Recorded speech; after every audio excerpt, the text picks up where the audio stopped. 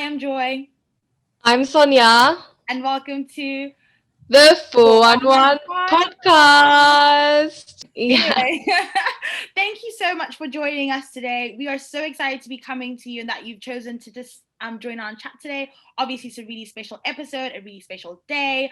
So whether it is that you're walking or you're chilling at home, taking a break from your studying, we really, really appreciate you coming and joining us today. Yes, today is a special day. Today we celebrate women in every corner of the world. Regardless of your role, race, or status in society, we celebrate you. This is a day where we recognize the women that have made a significant contribution towards gender equality. It is not a day to say women are better than men. It is a day to celebrate the progress that has been made since the fight for equality began. Yes, happy Women's Day to us. Happy International Women's Day! Woo! Girl power. Woo! But yeah, this movement began in 1909, where protests for women's right to vote and take up public office took place in New York City. Following this, women in the UK were allowed to vote in 1918, with the USA following closely behind in 1919.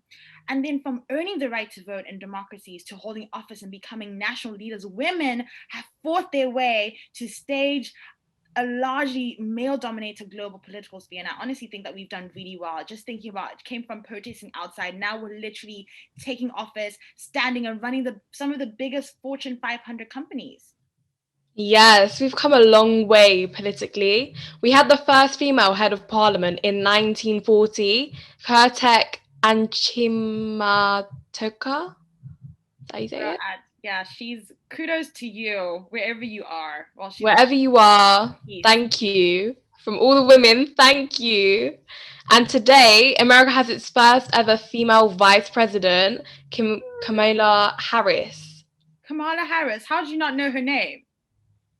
Listen, I've seen her face, but I don't know how to say her name. Oh I'm my god! bad with names. I'm Who awful are with you? names.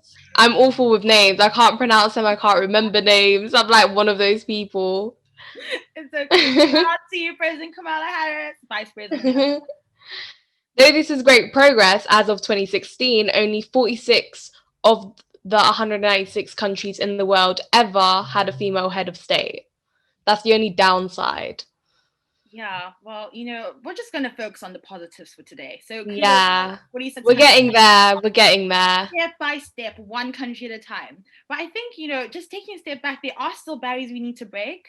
Like just stepping back a little bit from politics and boardrooms and big 500 Fortune companies, I think we must recognize that there's still some girls in countries like South Sudan and Afghanistan who still do not have the right to education, and that Mhm. should be the basic right given to every single person. Even if you look at the work that Malala's foundation is doing, fighting for girls all over the world to be educated, that's really, really important. Mm. And apart from education, we also have the gender pay gap, and this disparity is in recognition. So, the same way we have fought for the right to vote and hold office, let's fight for the next generation of women to all have the right to education. Amen. This falls in line with this year's IWD theme, Choose to Challenge. I choose to challenge. I choose to challenge. We are saying that we all choose to challenge and call out gender inequality. This includes men. Jump onto this bandwagon and stand with us as we continue to fight for a better tomorrow. Yes, yes, yes. Honestly, it should just be everyone's initiative. Like, fight for your mom who couldn't do that. Literally. Fight for your sisters. Like, let's do this. Honestly, we need to see a difference between today and our next decade. Like, it can't be the same. We have to see movement. But Yeah. today, apart from like celebrating all these women in all these different countries who've done stuff, we just want to come right back down to Swansea, to our beautiful local community, and recognize women who've been advocates in their own right. And so today we have some special guests. We have Liza and Saskia with us. So guys, welcome to the 411 podcast, and thank you so much for agreeing to have a chat with us. Hey, thank you so much for having me. I'm super excited to be here and have this important discussion and hear from all of you. Thank you. Yes, I'm also really excited. Thank you so much, Sonia and Joy, and really nice to meet you, Liza, and happy International Women's Day. Yeah. Can you please introduce yourselves and highlight the work you are doing in the community and for women in particular? Okay, so I'll go first. So I'm Liza, as you've said. I'm the welfare officer within Swansea University Students' Union. So my role is to essentially be the voice of students at the highest levels of the university. And it covers a lot of different aspects within the university, including housing, mental health, student safety, working on national campaigns, working with charities, just to name a few. But for the purposes of today's podcast, I do a lot of work around inclusivity around marginalized groups. So women being a large part of where this work is focused. So this hat of my role sees me undergoing various routes to ensure we're elevating women within the Swansea community. Okay, yes, we love to hear it. Gosh, that's wonderful. I'm really, yes, gosh, that's amazing to hear, Liza. My name is Saskia, and I help people find the job that they want. I'm a job coach based in Swansea, and I've been helping people for the last 11 years with their job search.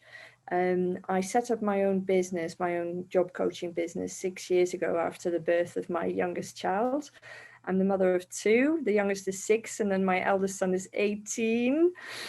I am going to be 46 this month. And I recently joined the CAE in a project called Refugee Women Empowerment, where I help women specifically from a Black, Asian, minority ethnic background into work, set up their own business, and help them network for the goals that they want to achieve. I love working with women in particular, as I'm aware of the obstacles that women face in this society, and I see it as my duty to serve other women, especially from the BAME community. Lovely to hear. We love to hear it. And I think even just what you said about the CAE, just gonna jump on and just say if this is the first time listening, this podcast is hosted by the CAE, and we work, like she said, with marginalized groups in Swansea to inspire and support you to succeed in enterprise. Please do visit our website or just follow us on social media at the CAE Wales.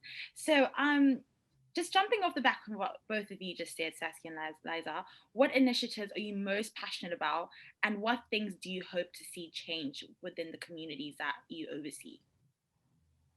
That's a really good question. Thank you, Joy. First of all, I just want to say it's so amazing to see what you do, Saskia. My contract's coming to an end, so might be calling you out to this. So some initiatives I think are really important are educating our community and empowering and engaging women specifically. So I think I'll start off by speaking about education. So I believe, especially within higher education universities specifically, it's a huge thing for people to understand the work that we need to do around this area, around women specifically. And that can sometimes only be justified through providing lived experiences, providing data, quote unquote, the facts to, bring it to people. So, and then when you so blatantly see the disparities within the community is when I think people can fully accept that change is needed. So that's really important. I think secondly as well, going back to empowering, I believe we need to have opportunities for women to be elevated within higher education. So this could be through promotion opportunities, just speaking about like staffing, promotion opportunities back to students, ensuring we have easier pathways for women to access higher education and postgraduate studies opportunities, etc. And lastly, engagement. So we need to see how we're actually promoting and engaging with women within the community. So are we putting things out that feel really accessible to women to actually engage with? So these are all the changes I hope within my role I'm currently addressing, but I'd obviously love to see a lot more of it. Wow, that's so fascinating. Oh, I really do feel that we could talk for hours. So, I have a slightly different sort of angle. That's why I said my age as well, and lived experience and being the mother of two wonderful young men. I am particularly passionate about initiatives regarding flexible working for both women and men. And this pandemic has magnified existing inequalities, have people made more aware of structural racism through Black Lives Matter. And it's shocking, the numbers, like you said as well, Liza. It's about figures and it's about hard data that will make people more aware. So women are more likely to lose their job if they have young children in this pandemic. And I hope to see a change of a flexible approach after this pandemic by employers who, until 2019, said that working from home was just not an option, for example. Saskia, you work with refugee women. Can you tell us some of the trends you have seen with the women you work with? Yeah, I have been very fortunate to be able to work with some amazing women through this Refugee Women Empowerment Project. So I always am cautious of generalizing, but if we are talking about common themes, and I hear stories of great resilience, amazing, strong women having gone through trauma in their lives before they got their refugee status. They are very open about it, which I think I'm really I don't want to say surprised, but I'm really I really think that that's the feminine side of being able to talk about our emotions and not bottle it up. And these women, they are all very intelligent with great experience from their home country. And sometimes they don't realize, they just think, oh, this is what happened before I came to the UK, and this experience doesn't count. So when I start working with them, I really am a strong advocate for any experience that you have in your life matters. And that is the sort of things that I'm very passionate about. I really like what you just said, Sonia, because I think we forget the importance of just, because some of the work that you do as a job coach, right? You encourage the women, you help them build their confidence back up. And I think that's a huge part of what happens when you become a refugee in a foreign nation, like, right? So you first come, for those of you who don't know, so you first come to the nation as an asylum seeker, and then you have to apply for refugee status. Sometimes that can take up to 20 years. I know a woman who was given her status only like 20 years later, and that was just in January. The whole time she'd been an asylum seeker. That means you don't work, you're on in universal credit, you can only really volunteer, you don't have much work experience. So now suddenly you become a refugee, you're like thrown into the world of work. Your universal credit stops a month after your status is given, right, Sonia? Yeah. Yes. Yes, Yeah. it does. So it stops right a month after you've been given your status. Now you have to find work.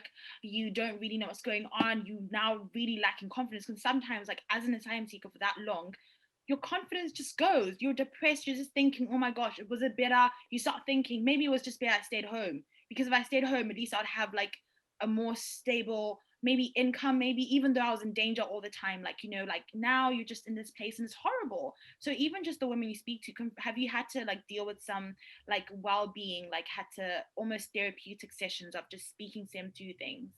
Well, as a job coach, I have to say that I'm very fortunate that from my experience, that I know my boundaries. I know what I'm good at, and I know what I just shouldn't do. So we're very fortunate in Swansea to have a lot of counsellors, to have people who deal with PTSD, so post-traumatic stress disorder, and I know that I'm good at listening, but also I'm really good at saying, okay, this is where I feel that the best help you can get is elsewhere. And of course, in this pandemic, it is harder, but I've had some really good feedback from them. But yeah, it is about the trauma of going through the asylum seekers process.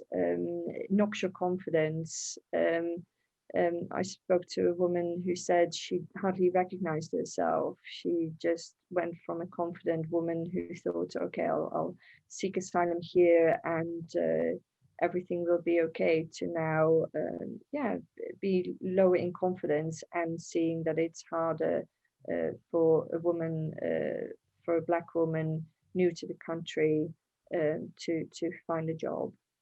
Yeah. But honestly, I think that the work you do, and even just speaking to him and listening sometimes, is really important, because you don't always have someone to listen who's not maybe your husband or your friend. And sometimes you're just feeling like, listen, like these guys don't actually need to hear what I'm saying, because we're both in the same boat. So I think, well, just want to say thank you really for the people you're going to help and the people you're about to help and stuff, for just standing for women in the way that you have. Oh, thank you. I feel really grateful for this opportunity. Great.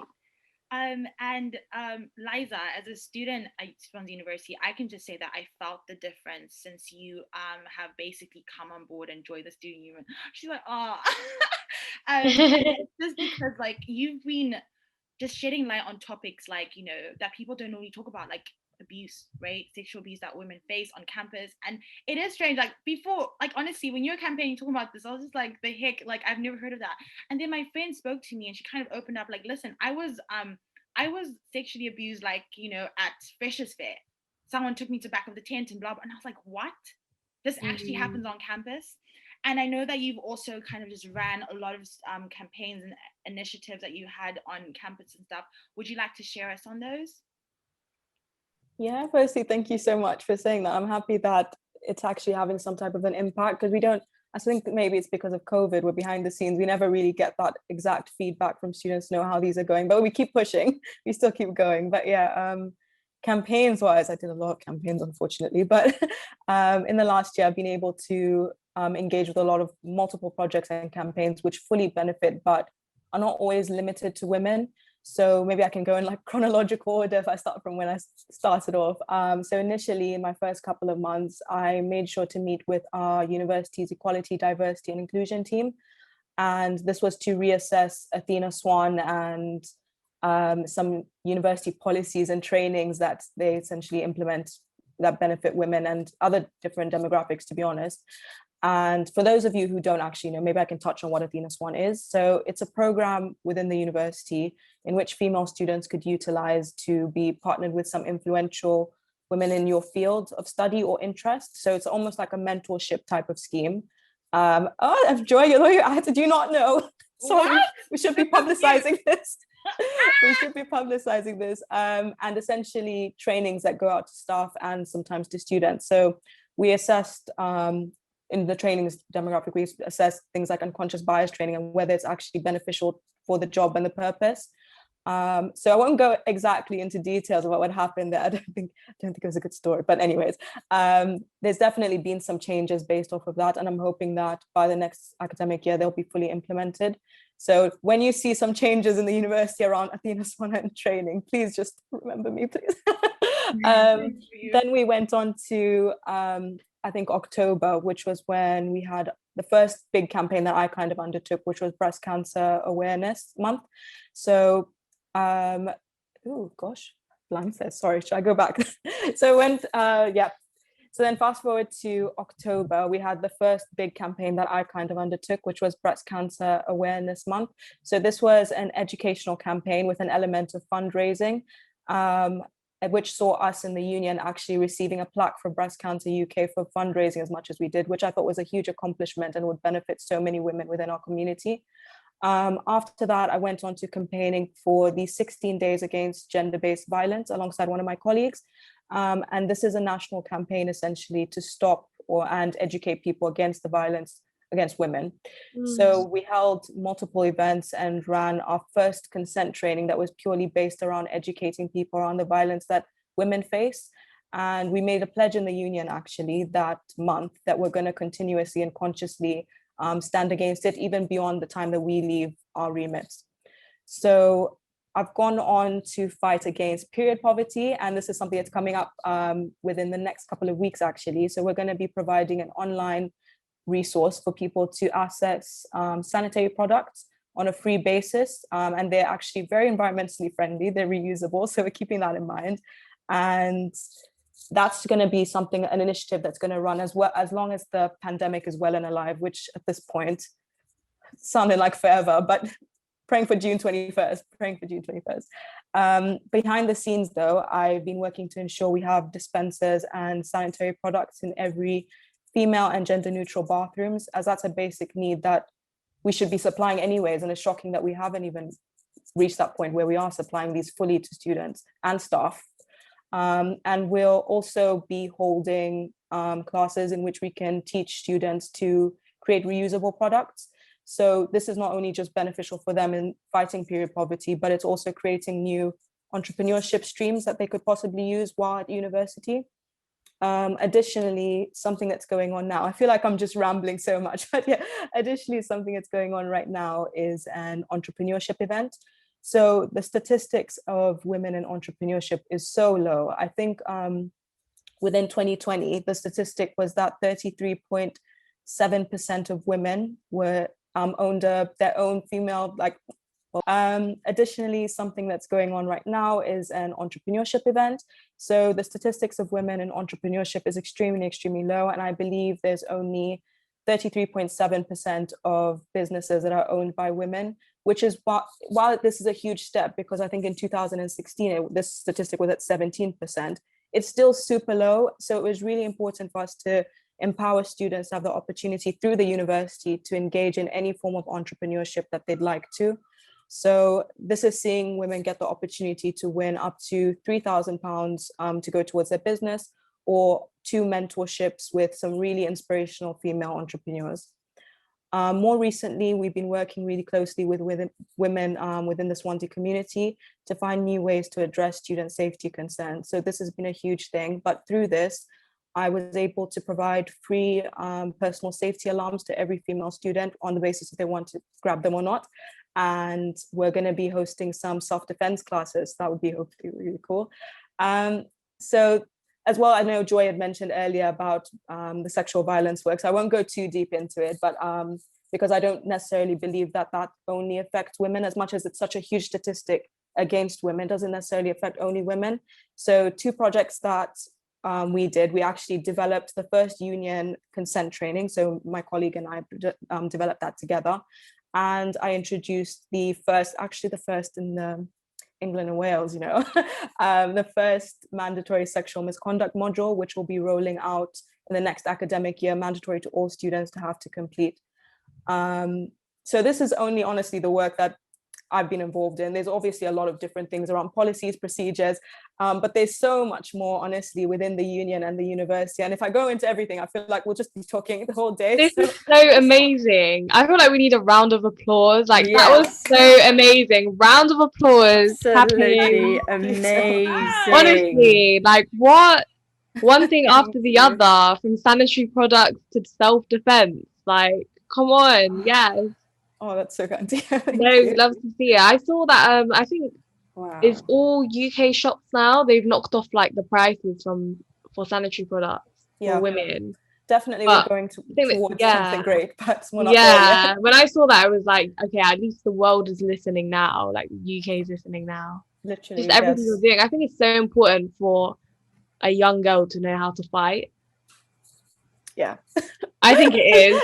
As good as a thing we can say. Yeah, I think it is. So just self-defense, so she knows what to do in any situation, because we don't get taught that when we're younger. Yeah, and I think especially with everything that's been happening in Swansea, it's that little bit more confidence of you being able to walk around the streets, knowing that you have this knowledge. Yeah, it's really important. Definitely. Yeah, when it passes a certain hour, it's no, I've got to stay inside. No, I've got to be careful. I can't walk in the park because of this. Yes, literally. That goes well with the theme, isn't it? The Tuesday challenge. And I make a point of communicating to my children and to my husband that I fear going into the park in the evening, and just to kind of remind them that this is something my husband can do after work in the winter lockdown. But as 4:30 and it's already dark, and I have to think, I would love to go for a walk outside on my own in the evening, but I can't do that. Yeah. The simplest things, literally going for a walk in the park, has become a whole problem. It's almost like a issue. traumatic experience to even put yourself in that position. Yeah, Sometimes you have to. crazy. Oh. It's crazy. But Liza, as a welfare officer at Swansea University, what gender disparities have you witnessed?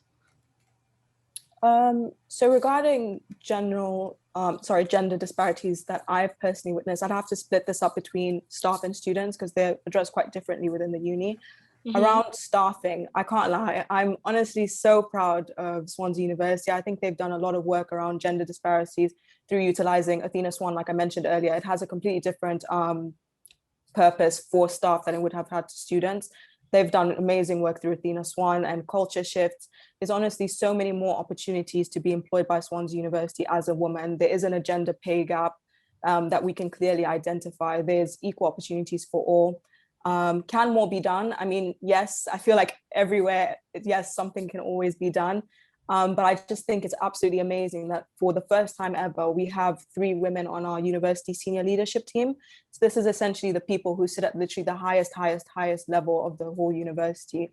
And within the students' union, I mean, it just goes to say for 2 years in a row, we've had a full team of just 6 female officers that are representing students at such a high level as well. So I think that's the university staff-wise has done really, really well.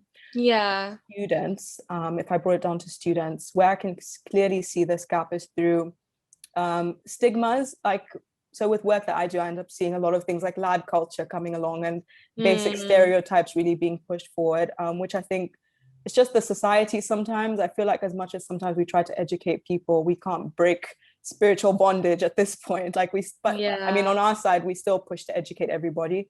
Kind of like typical lad behavior, like rugby boys. I won't call anybody out. Elections are next week, but but yeah, where it's super clear as well is through education. So we have a really, really big gap in certain fields. So for example, it's like STEM. So we need to kind of work as a university to break those barriers and watch how we're promoting these specific fields to women. So just asking the questions like, is our marketing accessible to all of our students so that they can adequately and equally engage with certain fields? Because there's no doubt that women can do it and they can do it very, very well if needed, but we just need to break those barriers first. No, I definitely agree with you. And I feel like there's no way we can have this conversation without touching on and speaking on feminism. Just for those who don't know or who gets feminism confused with a competition or something, boys versus girls, no, that's not what feminism is. Feminism is a belief in the social, economic, and political equality of the sexes. And I feel like it's become such a like almost like a stigma, or it's become such a perception of like, oh, feminism means like men versus women, or women are better than men, like that's their whole point. No, that's not our whole point. We just want equality. Yeah, I think honestly social media has played such a major role in pushing that, because we can all just agree some things have been taken too far. It's honestly taken way too far. But I think the best way I seen it described, and the first way I was introduced to feminism was by a book that's titled "We Should All Be Feminists." That's written by Chimamanda. Shout out to her. She's like my favorite author. She's amazing. But in it, she highlights that feminism is not saying women should never cook or clean, etc. But she states that in the same way that girls are raised to do chores, so should boys. In the same way that boys are taught that they must be providers and they have to think and be financially literate, so should girls. Like, the same things that we have to be taught, so should they. Same things that they're taught, so should we. That's basic equality in the home. So Saskia, you're a boy mom, you only have boys. What are your thoughts on how you were raised, and how are you basically raising your children in a way that supports feminism? Oh, what a question, Joy. Yeah, I really have to think deep about this one. I love her book. I love the We Should All Be Feminists. And I do agree what Sonia says about the stigma. But I'm now at this ripe age where I say, yes, I'm a feminist and we should all be feminists. And like you said, it's not about boys versus girls. If we have a more equal society, everyone will benefit. And I think what Chimamanda says in her book as well, it's boys are at the moment still being brought up like it's a competition. And if we let a girl pass, then I lose out on the education, I lose out on the job. So it's fear, isn't it? And yeah, so how I was raised, I have to give the listeners a bit more information. So I'm originally from the Netherlands, from Holland, which is a small European country. I came to Wales 17 years ago. I was married at the time and I got divorced. We decided to bring up our child together, although we split up. And for me, that was from a point of love for our child, and it worked out really well. Going back a bit further, I was always, my mum always worked. She worked from home. She worked part-time when my sister and I were going to school. And I was brought up with that idea that men and women can both work, they can both have careers. And I have been a stay-at-home mum myself, and for me, it didn't work. I was miserable. But I want to have that future where people can make their choices to be a stay-at-home dad or a stay-at-home mum, to have a career. And I'm hoping that I can also bring up my boys to say, for me to challenge them and to say, okay, this is now a stereotype, this doesn't help, but also to be honest about the struggles that we women have, and like I said before, to challenge them. But it is about partnership. And to give you an example, my husband so I remarried, had another child, and my husband does all the cooking. He does 100% of the cooking. For him, it's relaxing. He has a long work day, and then he comes out of his office and he starts cooking straight away. For me, it's a stressful thing. I don't feel it's relaxing. So it's a gradual process where he does all the cooking, and I cooked yesterday, which was getting fish and chips, and it works. I relax because I relax through cleaning and tidying. So it seems that we are in a very good partnership at the moment. But childcare is, of course, in that aspect, I wouldn't say that I'm a very modern person. I know that's one of the reasons why I set up my own business, to have that flexibility and to say, okay, I'm not working today because there is an inset day in school. Yeah, so I think we all have to encourage equality. We all have to, challenge. Just one example that I want to give you is when my eldest son and his friend were watching Star Wars, the older films, and this was before the new ones came out. And his friend turned to my son and said, "Yeah, this film is good. Yeah, there's one girl in it, but she's okay." And they were talking, literally, we were standing behind our boys, and I have 2 master's degrees in law.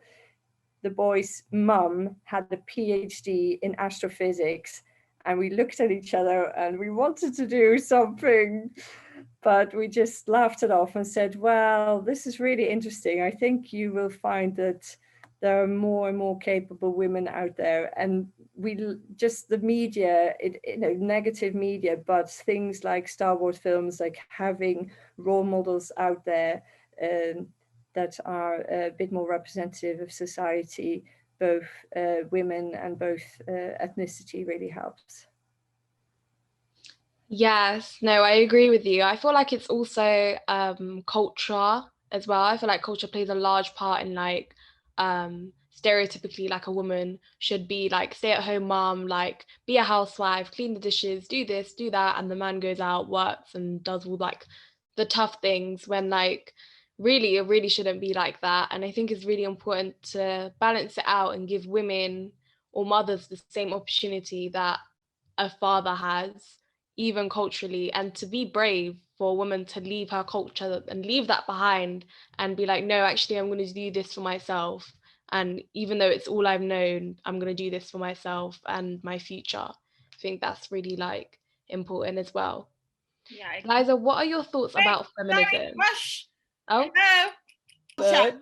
Culture in Zimbabwe. Culture. Okay, culture. Just to agree with you on the whole culture thing, I honestly think that a large reason, like the large reason why women are perceived to have to be stay at home, whatever, is because of how it actually started out. Let's face it, guys. We would stay at home because the men were the ones running and chasing lions out of the village, running to like kill an animal, you know, and we were in survival mode. And because we had children who were always like, you know, either we're breastfeeding them, it was more suitable for us to stay at home and for them to do the fighting, because really, I can't really be running and chasing a lion or killing the snake when I'm trying to feed my baby, you know? So I really think that, so yeah, that was very valid, like that, but that was back then. yeah. And I feel like it's the issue is that people haven't changed with the times. Changed. Right? Yeah, they Still haven't. thinking that, yo, I'm going to kill a lion. Honey, you're going to go sit in front of a computer, type up a few emails, okay, press send, and come back home. You are not killing a lion out there. I can Preach do that. it. Preach it. And also Even the fact that Arab culture as well, like I feel like they don't want to let go of this like stay at home like housewife. They don't want to let go of it, and I don't understand why.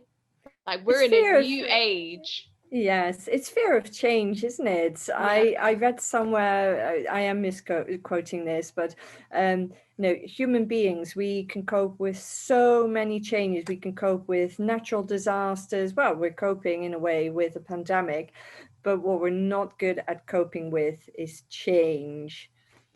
I agree. so true and so good, because honestly, look at how much it's changed since, like, from the beginning of that killing lion phase. It's been, I don't even know how many centuries.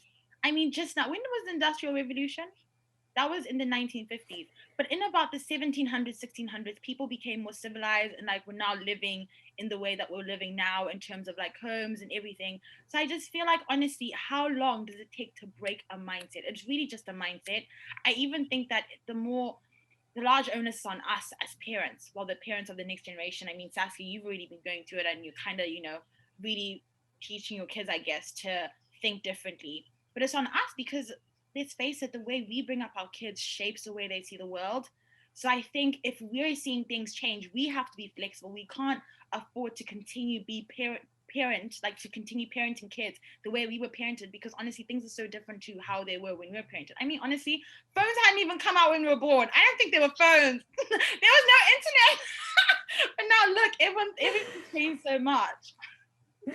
Definitely, but then there's a lot of media, a lot of information out there, and I think what Liza is saying about policy change, about how do you make a campaign to make changes, that's really fascinating work as well.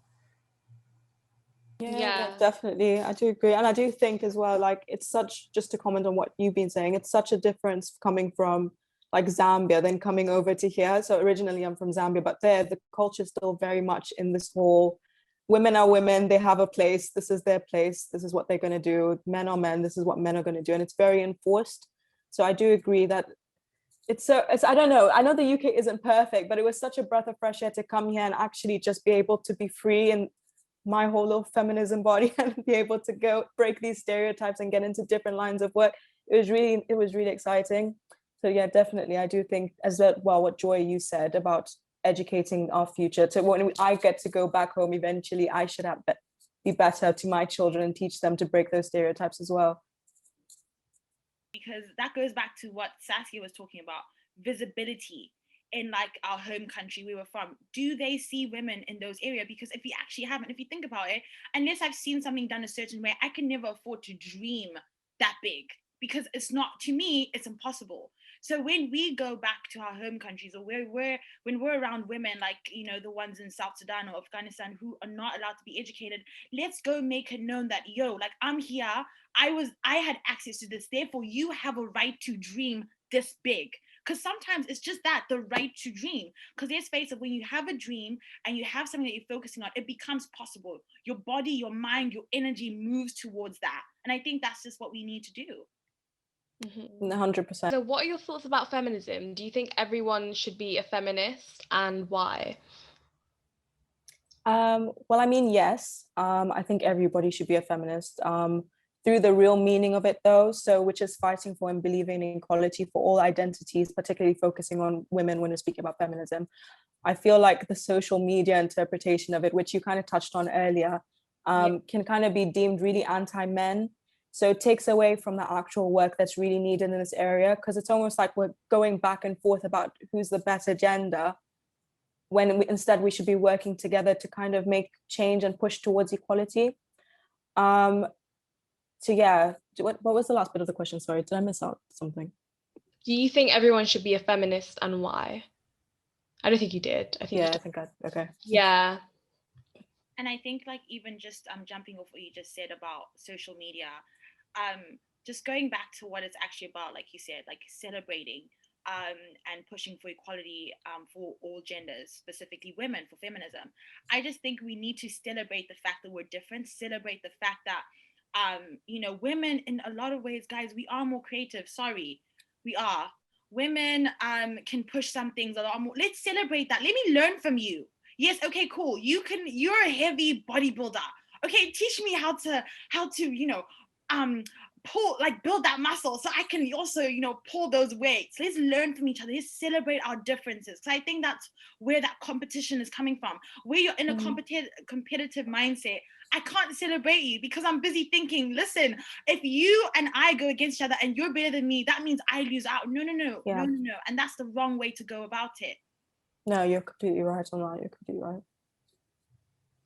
This is a question for everyone. In what areas would you like to see more equality? Well, I mean, everywhere, obviously. And I think my views on equality are way beyond just pushing equality for women. So there's multiple different areas. But from a higher education perspective, I just go back to what I mentioned earlier about making sure that student cohorts that are involved in certain subject areas like STEM, and seeing more women dominating in those fields. So yeah, that's specific for higher education. That's where I feel we could see equality more. I think for me, more from a social side, I would just like to, like I said, the whole celebration of one another. I think I would like to see equality in that. I'd like to see women be mentioned in certain rooms. I'd like to see, you know, someone who's doing my role. Because let's face it, in some of the highest offices, I mean the actual people who are making decisions. Because sometimes, having studied law, I studied multi-level governance. And in it, we speak about the fact that most of the times, the prime ministers that you see speaking to you are not actually the people who are making the decisions. There are a lot of people behind them. And those people, most of the time, it's a boardroom full of men. And women are not there. Who's making our opinions known? Who's, you know, like, because honestly, let's face it, if a law is not being written by people of from a certain societal class or whatever it is, you're not going to be representing that law. None of your experiences are going to be accounted for. Therefore, you're left out. And because you're left out, you're not able to like live the same sort of life that everyone does. And that's where inequality comes. So I want to see women in those spaces, in those places where they're making decisions. Yes, maybe cool, be a prime minister, but in that place where they're actually making the decisions, let's be there, women. Let's be there, let's speak, let's allow ourselves to be seen. What about you, Saskia? What are your opinions on this? Where do you want to see more equality? Well, as a job coach, I would like to obviously see more equality in the workplace. That does include raising awareness and challenging what what motherhood, what obstacles it can bring to young women. I would like to also say that sometimes I see, because I'm helping in my private career coaching, I'm helping men and women. And I do see the same insecurities. I do also see that men have more pressure. They have to find a full-time job that pays a certain amount because they are the breadwinner of the family. So no, it doesn't make it better for us to say, oh yeah, so we'll just, we will stop about feminism and about equality. But I am more aware of that there is a partnership that we need to acknowledge and need to celebrate as well, that the men are saying, well, actually, I want to pick up the children from school. And I've actually seen that. I mean, that's the advantage of having a big age gap. So my oldest son is 18. When I did the school run at that time, there were hardly any dads picking up the children, which for me, coming from quite a European feminist country, was a surprise. And now my 6-year-old, I think at least 1/3 of the parents picking up the children are men. So I do see a change. I do see that working together does help. I'm never going to say to my boys, oh, feminism and we women, we suffer, because they just tune out immediately. So it is about, interesting challenges of, the book that I mentioned before we started, I can't remember her name always. So Caroline Crier Perez, I went to a talk by her, and she said, so she was asked, like, how can we challenge this inequality? What can we do on a daily basis? And she gave a funny example that I've been using on my boys secretly. So whenever they talk about football, I say, oh, is that the male team? Or are you talking about women's football? And they go like, of course, we're not talking about women's football, but just that idea of, oh, wait a minute. No, it's not just men's football. We have women's football, and they're doing equally well. And getting the exposure. So little things like that, apparently, to me, is my way of making sure that we women are mentioned time and time again. Yeah, I think for me, I think it's just basic respect. I just want to see men respect women, like in any sort of way, like every sort of way, to be honest. I just feel like, I don't know, even walking down the street, the catcalling, the this, that, like it is a lot. Like it just needs to stop. It needs to be stopped. And I feel like just general respect for mothers and what they do for their children. I feel like some fathers don't even appreciate any of that or take the time to look at that and go, wow, like I just think general respect for women, that's what I just wish for from every single man out there. And just because, well, the next question is, since this year's theme is choose to challenge, what are the basic ways you think you can challenge inequality? If I can just jump off, just in response to what Sonia was talking about, the catcalling, because honestly, I am that no nonsense person. When you see me walk in, do not disturb me, especially if I don't know you. And all of this, because I'm from Zoom, okay? So you'd be walking on the street, sister, like. And honestly, I was that person, like, look at them, like, what do you, I'm not your sister. I don't know you. And my friend then stopped me this one time and she was like, yo, like, don't do them like that, because and this is a mutual friend that we shared, and I didn't know that. And she said, like, yo, they followed her and they raped her. You don't do things like that. And so there's that aspect of fear. Do you know what I mean? Like, okay, yes, you're being disrespectful, but I just have to be nice, because, like, I don't want to be abused. Like, that's just the truth. Like, you go into protective mind. I don't want to be abused. So even in terms of that, what do you guys think? Like, just having that kind of conversation. Like, you spoke about having more respect. What do you think that we can do besides, obviously, self-defense and stuff? But how can we tackle things like that? I feel like it's a... Oh. Go ahead. No, you go ahead. I'll jump on it later. I think just based off like my remit and what I can possibly do, I feel like education is a huge thing.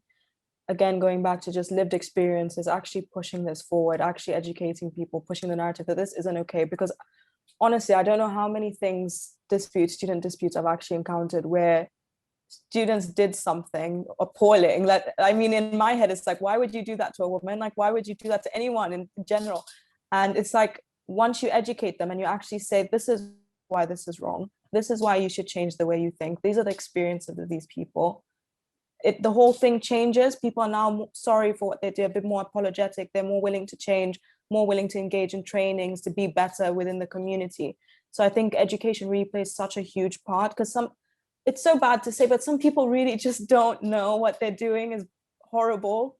They don't come from a point of malice all the time. So it's really good to keep that positive mind and get above all the negative portrayals and being like, oh my gosh, you're beyond helping and saving. I'm just going to discipline you and just be done with you. And saying, hey, you need to actually know this. You're going off into the world after this university experience of yours. You need to know all of this stuff. Let me educate you. And it's worked out really well thus far, lucky enough. But I think that's a really important point. I feel like there needs to be like something that just doesn't let boys get away with things, like something like a different system, or like you said, like educate people that you can't get away with this, you can't be acting like this isn't a thing, like no, like it's disrespect, like from the get-go, from when they come out of their mothers, like from the beginning, it just needs to be preached, like no, you can't, what are you doing, like you can't be like this, you can't act like this, it's disrespectful. But because they don't say anything, it's kind of like, well, yeah, I can get away with it, it's fine, it's okay, it's a woman, it's okay. No, like, I think it goes back to what we're talking about, like in terms of educating certain groups, because culturally that's acceptable, and women in some cultures will be like, I can't talk to my son like that because that's just how men are raised. So I think there needs to be a specific like way to maybe educate everyone on a larger scale, because even though we're saying education, it could only work for the people you immediately see, and some people in those communities are left untouched and they keep having to face a lot of social microaggressions. So I think in some way there just needs to be a massive, re-education, change of mindset, especially amongst mothers as well. It's really interesting. Well, I'm thinking about structural racism and unconscious bias. So that there is research where it says, well, actually, just doing a 1 or 2 day training in work doesn't make a difference. And so I see your point. I absolutely agree with you that it's about education. I am personally fascinated how people change themselves for the better, but also how they overcome obstacles. And yeah, it is really interesting. I think from what I read about, going a bit deeper about rapists, that there are programs in Australia where they talk to young men about what has happened, and it's about empathy, about compassion, about seeing the women not as objects, but seeing them as a victim after the actual sexual offense, and being confronted with not just the deed itself, but the consequences afterwards.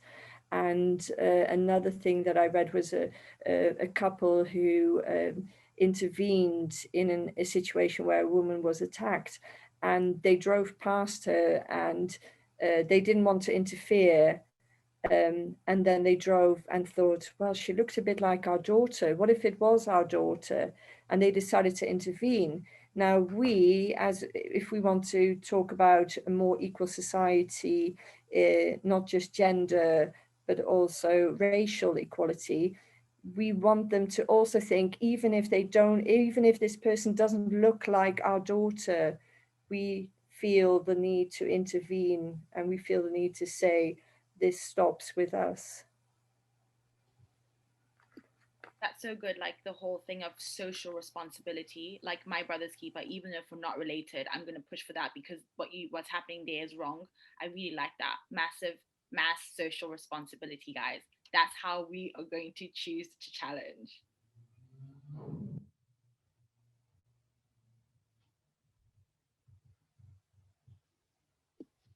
off record, do you have anything you want to add, Sons? No. You don't? Okay. No. So Saskia and Liza, it's been such an interesting chat. Honestly, this has almost been an hour. So yay, guys, you're in for a treat if you come this far. Thank you so much.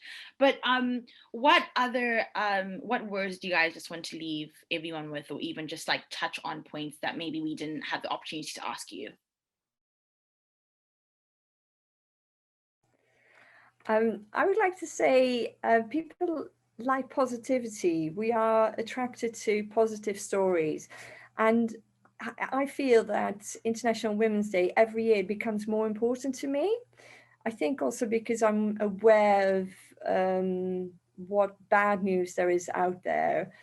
I love International Women's Day. I have so many celebrations planned today. I'm going to 3 other events, and for me, it's really important to listen and to be inspired by other women. It doesn't matter if they are, a high top manager, or if it is really about celebrating those positive changes, and also just like you are all saying about standing back and actually think, wow, we've come far. The pandemic has made things very clear, has really ripped open a lot of inequalities, but I feel positive that there is a positive change coming from this. No, definitely, I agree, Siska. And you've said that in such a beautiful way. I don't know how to be the one to end everything off, but I think something I'd like to leave on is just to take International Women's Day as every national campaign, every national day, and take that time to actually reflect and learn from everything and see where we're at, assess where we're at, like Saskia said, assess where we're at and see how we can move forward, assess yourself, check your unconscious bias within yourself, and see how we can move forward as a community going forward and push for equality. Yeah, that's me. Oh, here. Yeah, that was so good. And I think for me, like, one thing I've taken away from our chat really is the importance of just celebrating each other as well. Celebrating our differences. Women, like, if you see another woman who wants to be in the position you're in, like, just help her. Let's sponsor each other, right? Let's praise each other. If you see she's doing well, she needs some encouragement. Praise where praise is due. And if you see that she needs some correcting, just speak to her and help her build up. Because honestly, sometimes if you don't correct her, no one else is going to love her that much to do that. And that's what we need. I get built up, you get built up, and we build together. That's what it's about. Us as a community, as women. Yeah. And make sure whatever you do end up celebrating International Women's Day, whether it's cooking for your mum and eating lunch with her, because obviously we can't really go out to eat lunch in this pandemic with all your female friends. It could be like as simple as that, or even just taking the day to just reflect on what you want to do for the future of women. Like, it could literally be from something small to something big, but just please make sure you do something to celebrate. True. And I think just to put it in there, I just want to shout out to all the stay-at-home moms who are raising kids. You are beautiful. You are doing such a phenomenal job. No one else can do it like you do, sis. So keep going. Like, thank you so much for giving up like your time, even maybe quitting your job, whatever it is that you have to do what you're doing and be present for your kids. Thank you. You're raising the next generation, and no one can thank you enough for that. So shout out to you and happy International Women's Day. Yep, shout out to all the moms. That includes you, Sass. Woohoo! Oh, honestly, being a stay-at-home mum was the hardest job I've had. It's really, really hard. And like you said, it needs to be celebrated. It sounds like you're doing an amazing job anyways. So true. Thank you. Okay, Sonia, do you wanna close it up? Yeah. Thank you for listening, everyone, to our podcast. Please share our podcast, share this episode. Stay tuned for our next episode that will be dropping next week. It's podcast rated number 1. It's the 411. Till next time. Bye. Bye. Bye. Bye.